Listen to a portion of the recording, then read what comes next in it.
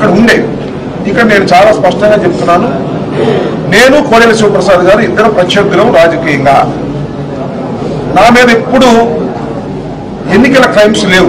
నేను ఇప్పటికీ ఇది 4వసారి పోటీ చేస్తున్నాను. నా మీద ఎప్పుడు కూడా ఎన్నికల్లో బూత్ క్యాప్చరింగ్ చేశానని కానీ, లేదా ఓటర్లను బెదిరించారని కానీ, అధికారులను బెదిరించారని కానీ నా మీద ఎప్పుడు కేసులు లేవు. కానీ కోడెల శివప్రసాద్ గారి చరిత్ర అంతా కూడా బూత్లు క్యాప్చర్ చేయడం, ఆఫీసర్లు బెదిరించడం, ఓటర్లను బెదిరించడం, ఇవన్నీ కూడా ఆయన మీద కేసులు ఉన్నాయి. ఆ కేసులు ఏమయ్యాయి ఏమిటనేది తర్వాత అంశం. ఆయన ఎన్నికల్లోనే ఆయన ఇంట్లో బాంబులు కూడా పేలాయి. ఎందుకంటే నేను ఎందుకు చెప్పదలుచుకున్నానంటే, ఒక క్రిమినల్ నేచర్ కలిగినటువంటి వ్యక్తి తాను గెలవడం కోసం ఎంతకైనా తెగించేటటువంటి మనస్తత్వం కలిగినటువంటి వ్యక్తి అనేది చరిత్ర చెబుతున్నటువంటి సత్యం. నేను ఇవాళ కట్టుకథలు చెప్పడం లేదు.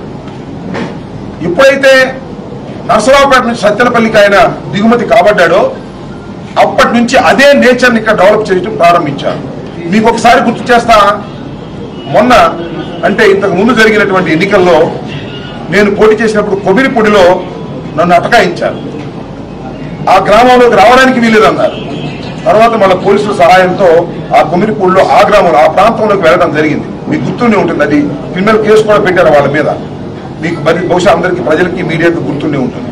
అంతేకాదు మళ్ళా ఎన్నికలు జరిగిన తర్వాత నేను ముప్పాల మండలానికి చెందినటువంటి ఎంపీటీసీ మెంబర్లు తీసుకొస్తూ ఉంటే మేడికొండూరు దగ్గర నా మీద దాడి చేసి మమ్మల్ని గాయపరిచి మా అద్దాలు పగలగొట్టి, మా కార్ల అద్దాలు పగలగొట్టి ప్రీ ప్లాన్డ్ గా, కుట్రపూరితంగా ప్రీ ప్లాన్డ్ గా మా మీద అటాక్ చేశారు. మీ అందరికీ గుర్తుండే ఉంటుంది. దాని మీద కేసు ఇచ్చాం మేము. చెత్తబుట్టలో పారేశారు. స్పీకర్ గారు రికమెండేషన్ పెట్టి దానిలో చెత్తబుట్టలో పారేసినటువంటి సంఘటన కూడా మీకు ఈ సందర్భంగా గుర్తు చేస్తున్నాను. ఎందుకని ఈ విషయాలు చెప్తున్నా అంటే, సందర్భం వచ్చింది కాబట్టి ఈ విషయాలు చెప్పక తప్పదు. మేము అందరం కూడా ప్రజాస్వామ్యంలో పీస్ఫుల్ గా ఉండాలని కోరుకునేటువంటి మనస్తత్వం, చరిత్ర కలిగిన వ్యక్తులం.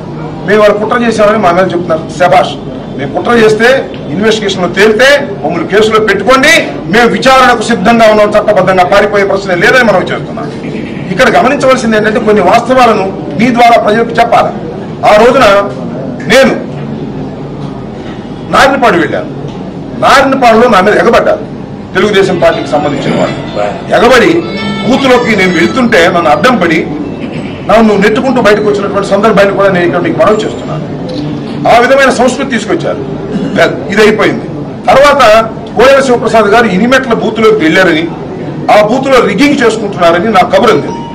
కబురు మా వాళ్ళు చెప్పారు. కబురు అంతే నేను ఇనిమెట్లు వెళ్ళాలని బయలుదేరాను. బయలుదేరి వెళుతూ నేను ఆర్ఓ గారికి ఫోన్ చేశాను.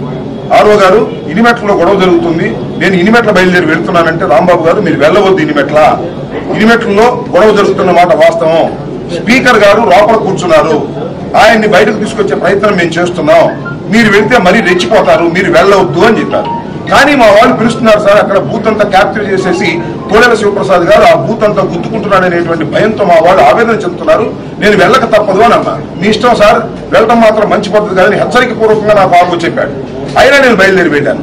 వెళ్తుండగా మధ్యలో మళ్ళీ డిఎస్పీకి ఫోన్ చేశాను. డిఎస్పీ గారు కూడా ఏమన్నా అంటే, నేను ఇక్కడే ఉన్నాను సార్, ఇక్కడ చాలా గందరగోళంగా ఉంది, మీరు ఇక్కడికి రావద్దు, మీరు వస్తే మీ వాళ్ళు మరీ రెచ్చిపోతారు, ఇప్పటికే చాలా గందరగోళంగా ఉంది, మీరు రావద్దు సార్ అన్నాడు. నేను అప్పుడు ఆలోచన పడ్డాను, మనం వెళ్ళడం సమంజసం కాదని భావించి నేను ఉప్పలపాడులో ఆగిపోయాను.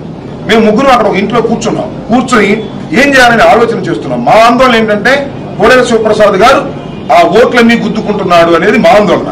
వాళ్ళ ఆందోళన ఏంటంటే, కోడెల శివప్రసాద్ గారిని మ్యాన్ హ్యాండిల్ చేస్తున్నారని వారి ఆందోళన. ఈ కన్ఫ్యూజన్ స్టేజ్ లో మేము అక్కడికి వెళ్ళకోకుండా తర్వాత కోడెల శివప్రసాద్ గారు అక్కడి నుంచి బయటకు వెళ్ళిపోయిన తర్వాత మేము తిరిగి వెనక్కి వచ్చాం తప్ప మేము ఇనిమెట్ల గ్రామం కూడా వెళ్ళలేదు. రెచ్చగొట్టడం మంచిది కాదనేటువంటి ఒక సదుద్దేశంతో మేము వెళ్ళలేదని మనం చేస్తున్నాం.